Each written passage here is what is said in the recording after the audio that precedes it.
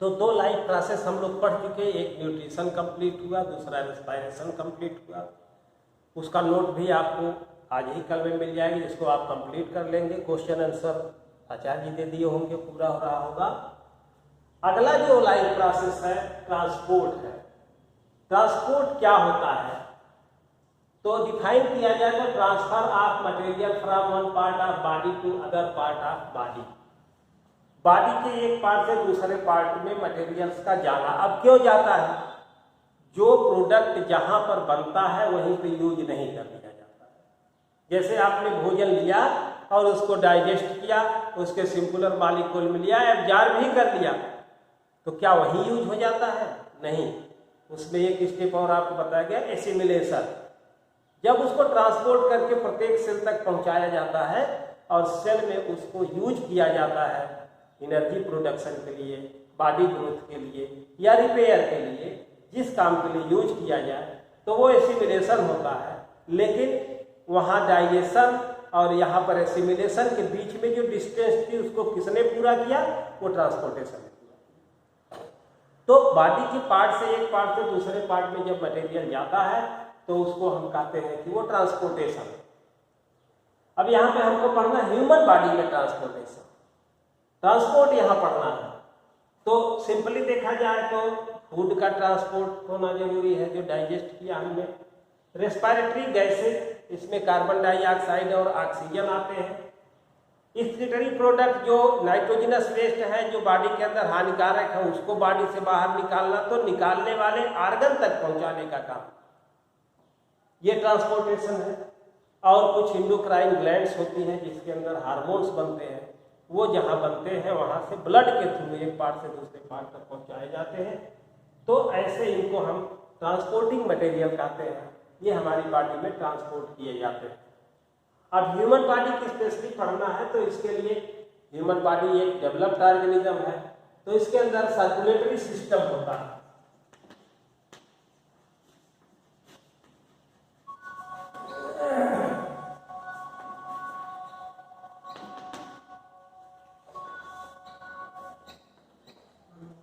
Circulatory system पाया जाता है। सर्कुलेटरी सिस्टम क्या करता है? सर्कुलेट करता है, एक पार्ट से दूसरे पार्ट तक पहुंचाता है जो मटेरियल्स होते हैं। तो अब किसी चीज के ट्रांसपोर्ट के लिए ट्रांसपोर्ट मीडियम होना चाहिए। एक पंप करने वाला या एनर्जी देने वाला, पुश करने वाला आर्गन होना चाहिए, एक ट्रैक होना चाहिए जिनको हम ब्लड वेसल्स कहते हैं, और एक मीडियम होना चाहिए जिसके थ्रू वो जाएगा। तो पहला जो सर्कुलेटरी सिस्टम का कंपोनेंट होता है वो ब्लड होता है। दूसरा होता है pumping argon,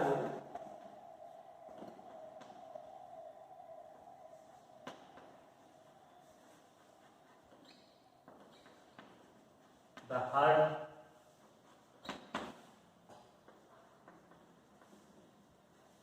blood vessels,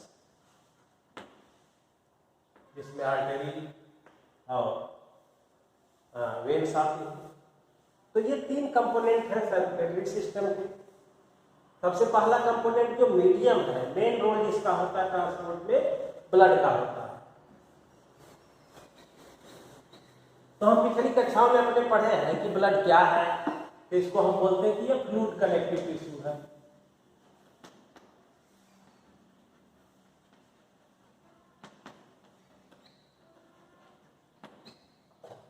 Blood is the fluid connective tissue that transport material.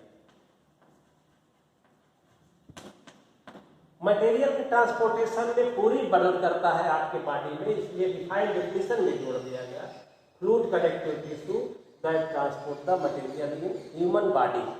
Human body में मटेरियल्स का ट्रांसपोर्ट करता है। अब इसका जो कंपोनेंट होता है, एक लिक्विड पार्ट होता है या मैट्रिक्स होता है, उसको प्लाज्मा कहते हैं या मैट्रिक्स कहते हैं। ये लिक्विड पार्ट होता है, इसमें वाटर होता है, सॉल्यूशन है जिसमें सॉलिड जो पार्टिकल्स होते हैं वो सस्पेंडेड होते हैं, जिसको हम ब्लड सेल्स कहते हैं। और दूसरा होता है ब्लड सेल्स। ब्लड सेल्स यहाँ पर दो प्रकार की होती हैं, एक कहा जाता है रेड ब्लड सेल्स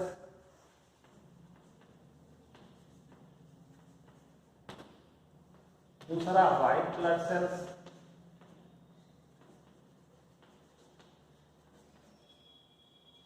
तीसरा प्लेटलेट्स होती हैं। रेड ब्लड सेल्स एक तरह की होती है, व्हाइट ब्लड सेल्स 5 प्रकार की होती हैं, और प्लेटलेट्स अलग प्रकार के हैं, प्लाज्मा। ये कुल मिलाकर के 2 प्रकार के कंपोनेंट्स लिए, ये फार्म मटेरियल या सॉलिड पार्टिकल्स होते हैं, सेलुलर पार्ट हो गया, और एक मीडियम हो गया। अब इसके बाद ब्लड हमारे बॉडी में फंक्शन क्या करता है, क्या क्या काम करता है। तो ब्लड के थ्रू हमारे बॉडी में transport of food, it transport food in our body, it transport respiratory gases,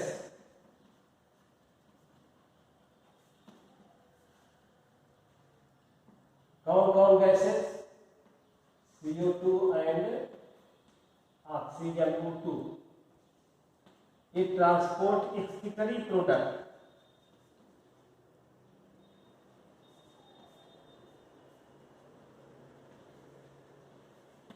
excretory product का भी ट्रांसपोर्ट करता है। चौथा कहा गया कि ट्रांसपोर्ट हार्मोन्स, और ये फंक्शन और करता है regulate the body temperature. Body temperature का रेगुलेशन करता, थर्मामीटर लगाएंगे, जो टेम्परेचर पैर का होगा वही टेम्परेचर हाथ का भी होगा, तो उसका एक इक्वल डिस्ट्रीब्यूशन कौन करता है, ब्लड के आने जाने से ऐसा होता है। तो ये ब्लड के फंक्शन हो गए। अब ब्लड को कौन भेजता है, दूसरा आपको पार्ट बताए थे, pumping organ the heart.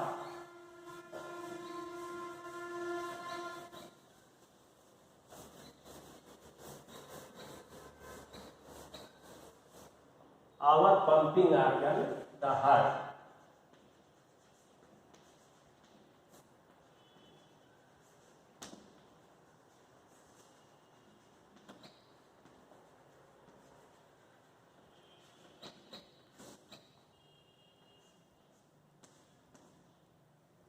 Heart क्या होता है हमारे बॉडी के अंदर, थोरेसिक कैविटी में। थोरेसिक कैविटी का मतलब हमारा जो वक्ष गुहा है, इसके अंदर रिब केज के अंदर पाया जाता है। जैसे रेस्पिरेटरी सिस्टम के लंग्स रिब के अंदर पाए जाते हैं, वही लंग्स के साइड में ही आपका लेफ्ट साइड में हार्ट पाया जाता है। एक मस्कुलर आर्गन होता है, जो मसल्स हम लोग पढ़े कार्डियाक मसल का बना हुआ होता है। और कहा जाए कि ये कहा जाता है क्लोज फिस्ट से, जितनी बंद मुट्ठी आपकी होती है उतना ही बड़ा आकार आपके हार्ट का होता है। और ह्यूमन बीइंग में देखा जाए तो 4 चैम्बर का हार्ट होता है। अदर ऑर्गेनिज्म में जैसे फिश में 2 चैम्बर, रेप्टाइल में 3 चैम्बर, एम्फीबियन में 3 चैम्बर, लेकिन बर्ड्स और मैमल में 4 चैम्बर का होता है। तो 4 चैम्बर के हार्ट होता है।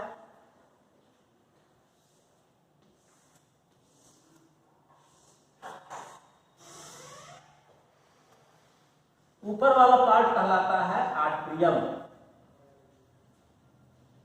और लोअर पार्ट कहलाता है वेंट्रिकल।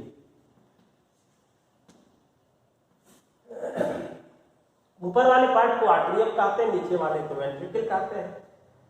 ये बीच वाला जो दीवार है इसको हम इंटर आर्ट्रियल सेप्टम कहेंगे, और ये इधर वेंट्रिकुलर सेप्टम कहेंगे। बीच में दोनों कनेक्ट होते हैं, यहाँ पे वाल पाया जाता है। इधर आपका बाइकस्पिड वाल, इधर ट्राइकस्पिड वाल। अब ये दोनों चैम्बर, चारों चैम्बर बीच से दोनों सेपरेट है। ये एडवांटेज है हायर ऑर्गेनिज्म। एक तरफ आपका ऑक्सीजनेटेड ब्लड होता है, ऑक्सीजन वाला ब्लड होता है, और दूसरी तरफ डीऑक्सीजनेटेड ब्लड होता है। इसलिए इनका जो सर्कुलेशन होता है बॉडी में, ऑक्सीजनेटेड ब्लड का सर्कुलेशन होता है। फिश के अंदर देखेंगे 2 ही चैम्बर होता है, तो डीऑक्सीजनेटेड ब्लड आ जाता है उसमें, और डीऑक्सीजनेटेड ब्लड जाता है तो फिर गिल से उसका ऑक्सीजनेशन होता है, तो फिर बॉडी में पहुंचाया जाता है। इसी तरह एम्फीबियंस में देखेंगे तो उनके अंदर मिक्स्ड ब्लड का सर्कुलेशन होता है, क्योंकि उनके अंदर 3 ही चैम्बर होता है। तो ये एडवांटेज इनके अंदर है। और ये जो ब्लड की हार्ट की जो वाल होती हैं, इनके अंदर कंट्रैक्टिबिलिटी होती है, इनके फैलने सिकुड़ने का गुण होता है। इसी कंट्रैक्टिबिलिटी के कारण ये सिकुड़ती हैं और फैलती हैं। इसको रिदमिक कॉन्ट्रैक्शन कहते हैं। तो सिकुड़ने से और फैलने से ब्लड पुश होता है और वापस आता है। लेफ्ट साइड में ऑक्सीजनेटेड ब्लड या प्योर ब्लड होता है, राइट साइड में डीऑक्सीजनेटेड ब्लड या इम्प्योर ब्लड होता है।